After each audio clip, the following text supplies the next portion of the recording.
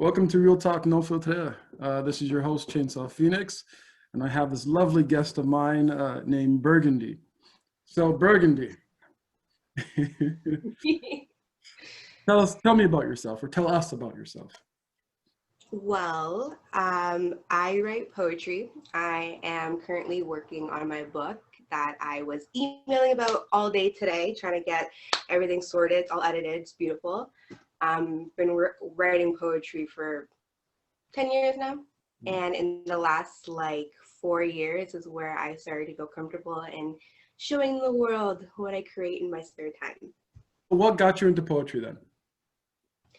I started writing when I was in high school, music being something that's really important to me, and then having a safe space to express my feelings, because as a teenager, it's kind of, you're weaving through it, you're trying to figure it out.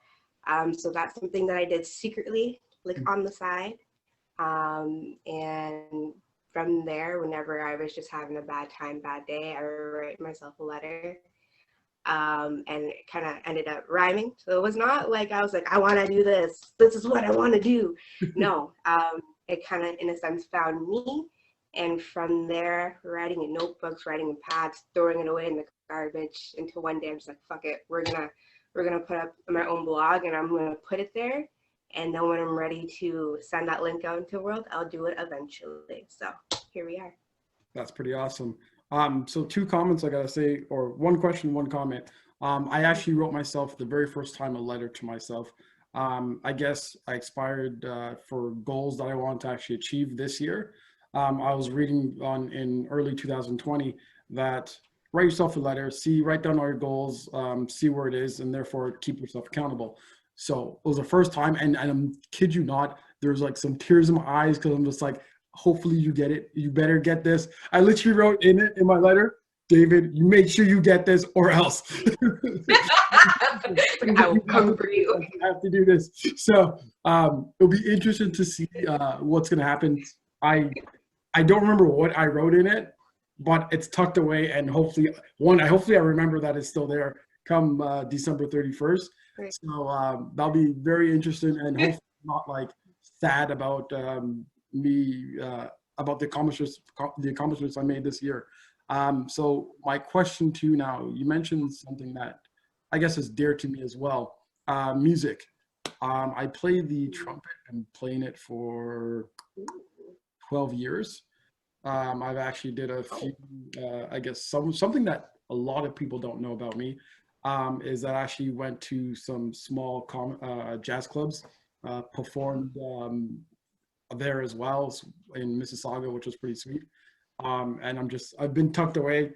Unfortunately, I decided to give up my trumpet.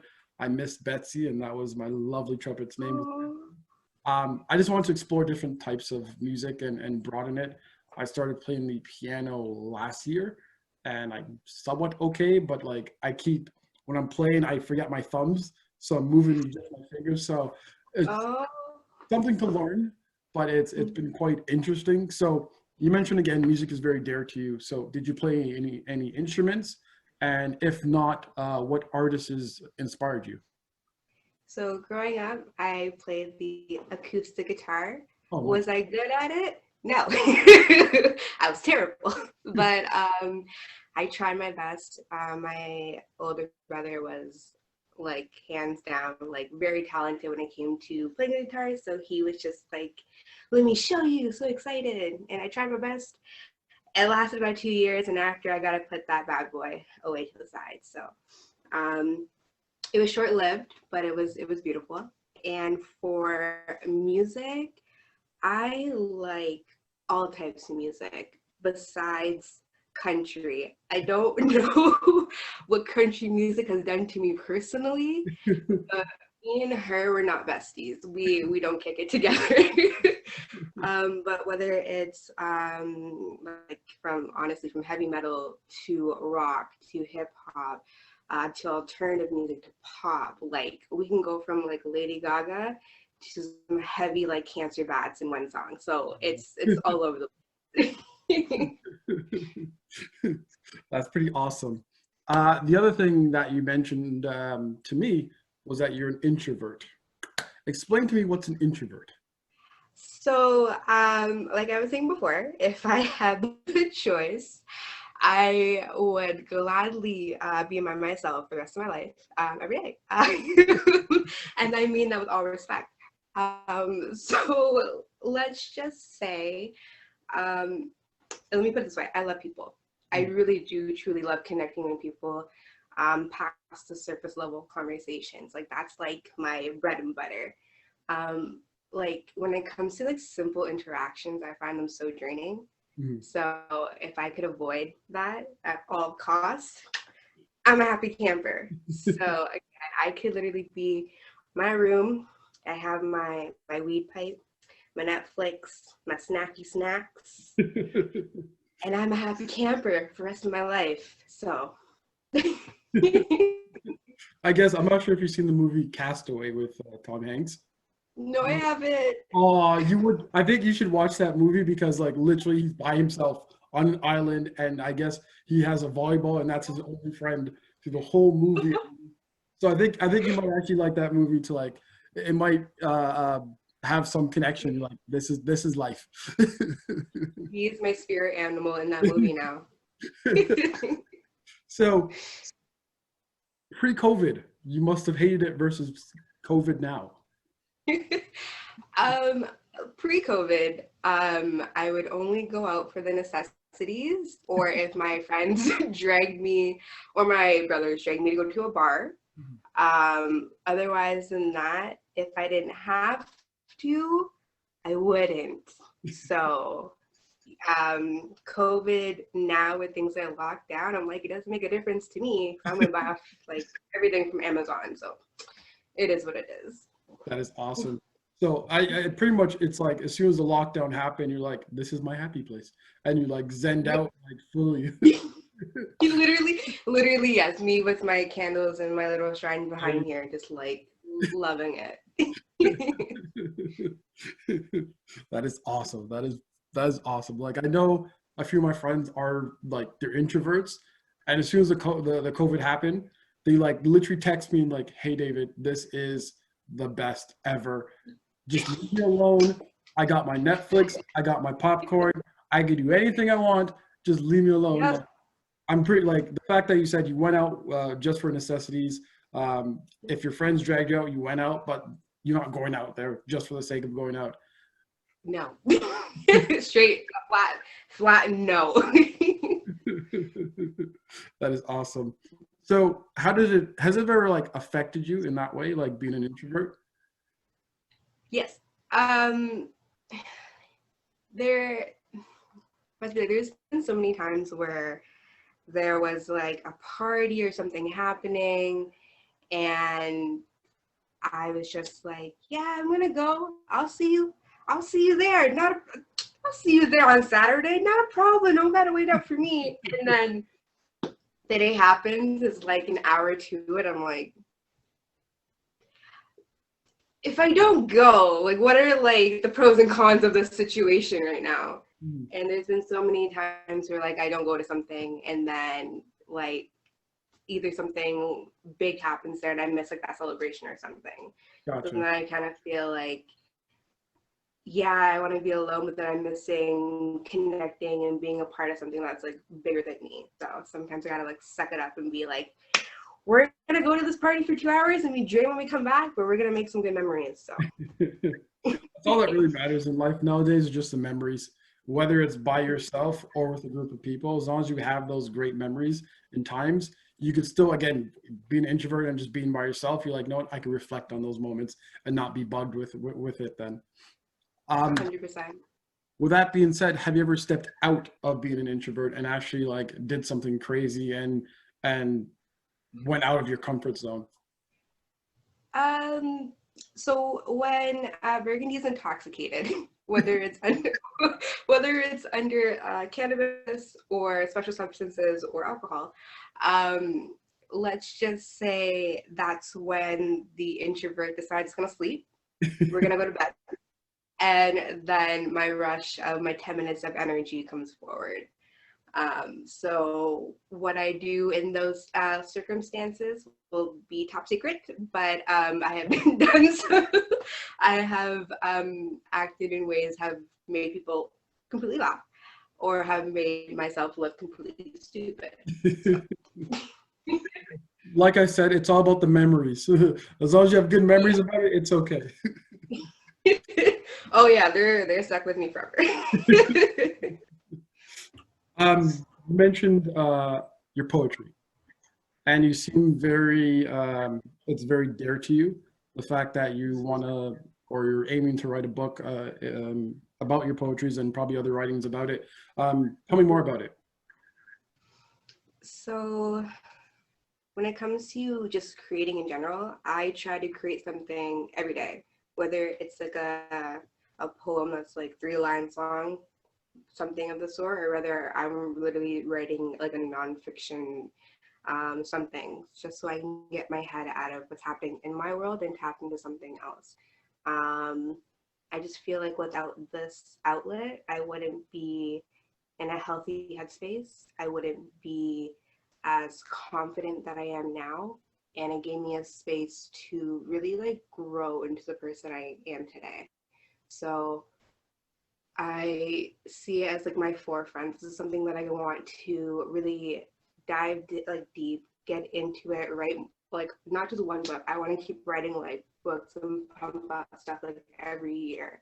And I recently worked with the archives and the ROM when it came to LGBTQ plus what it's like being like bisexual in the South Asian community. So I do have my artwork and my written nonfiction there as well. So it is literally like my baby, little baby. So. That is awesome. So I'm going to put you on the spot now. Ooh. Are you able to come up with a poem just right off the top of your mind, or it has to be, take some time on that? Oh, it really depends on my mood. Usually at night, I can flow it. Bam, bam, bam, I can do it. During the daytime when the sun's out, no, I need like a pen, a book, a feather quill. Like I need to like have space. So if it's like nighttime, the scene is set, I'm in a Drake mood and I can like pour from my heart, we can flow it. Am I gonna do that for you today? No. Probably not today. You have any poetry like near you that you want to share? Oh, I got poetry on my phone for days. Yes, there you go. I do. Yes, because I literally, of course, was writing earlier today. So I'll share something that's a little mushy, something different from what I usually do. I usually do some dark poetry. But in the recent months, I have been opening up more. So, ooh, okay. I don't have a title for it. That's fine. So just bear with me. Okay. Noon and night, such a delight to have you by my side. I feel as if nothing can harm me. My right hand night. The days that follow, I'm here to stick close to your side until we can meet again, like noon and night. Wait, hold on, it's poetry, right? So you gotta like. Yes. My bad. Yeah. I'm learning. Yeah. So do you find, is it something, do you think that's going to be continue throughout your life that you want to do, is write poetry, write books, or do you want to venture on to be even more artistic and go from writing books to writing short movies or short stories like that? I think it's something that's always going to be on the side of me, like on my hip. So I don't think I'm going to more or less do movie scripts or something of the sort. But I'm gonna save it as like my fallback, if that makes sense. So if I can just make a bunch of books, to me, that is more than enough. When it comes to other art, it would be more like doing photography or drawing or something in that aspect, or painting. I do like to paint. Not great, but I do like to paint. Okay. It would be something more that's not to do with writing, something a little bit different. So you mentioned painting, and it's funny that like my previous guest I had, she's a painter as well and into art as well. What type of artist are you in painting? Because I don't really know the style of painting. I know like with me, if I couldn't draw a stick figure for the life of me, and I struggle. I think the best I could do is probably, I don't know if you remember like back in elementary school, you put the sun in the corner and you put Yeah. yellow and then you just put like the little things on there. I'm excellent at doing that. Other than that, don't even come near me. I think that when it comes to painting, it would be more or less like abstract, but if you want to go like technical, it would be like watercolor. Nice. Very nice. And how long have you been painting for? That has been on and off for like 5 years. Okay, just something that you just started, I guess, recently somewhat? Yeah, it's like somewhat, it's not consistent. I'm not doing it every day. But if I have like, if I'm not in a mood to write per se, I'm going to be doing something else. So probably me just painting while I just smoke something and just have some music in and just letting it flow. Oh, that's awesome. That is awesome. So one thing I like to do on my podcast is ask my guests if you can name 3 things or say 3 things of inspiring words to someone, in your case now, upcoming poet, upcoming painter, if you want to put that classification on you, or someone that's an introvert. Any advice, any like things you would like to tell them? I would say when it comes to creating art, the biggest critic is yourself. You can write something, make something that you think could be like total shit in your own opinion, but that could literally touch the heart and soul of like hundreds of people. So it's not to be so hard on yourself when it comes to that. And when it comes to being introvert, I don't think it's a bad thing. You know, if you want to spend time by yourself, that's perfectly okay. But don't forget to nourish the connections that you have like in your life, whether it's your family, your friends, and everything of that sort. It is just very important to be able to just connect. So I think that would be it. I like that.